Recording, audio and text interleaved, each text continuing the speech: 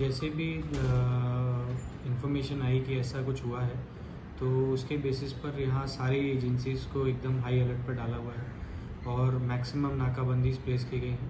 Random checking चालू है और जितनी भी जो फ्लोटिंग पॉपुलेशन है बस स्टैंड्स वगैरह इन जगह पर चेकिंग चालू है।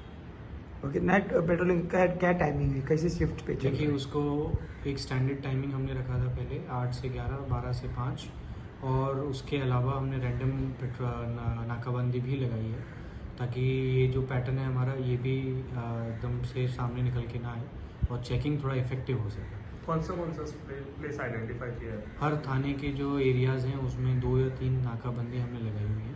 खास करके हम टारगेट कर रहे हैं मेजर जो जंक्शंस हैं, मार्केट प्लेसेस हैं या जो हाईवेज़ हैं, ऐसी जगह।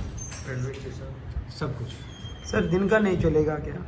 दिन में भी चलेगा, दिन में भी हमने एक पिकेट्स लगाए हुए हैं मेजर मार्केट एरियाज वगैरह में, तो उस हिसाब से हम लोग उसको करेंगे। आज सस्पेक्ट्स भी कुछ मिले हैं, ऐसे कुछ सस्पिशियस एक्टिविटी भी कुछ आई? अभी फ़िलहाल जो नाकाबंदी चल रही है उसमें जब हम चेकिंग करते हैं तो कोई भी ऐसी इलीगल एक्टिविटी सामने आती है तो उसके अगेंस्ट हम एक्शन लेते हैं।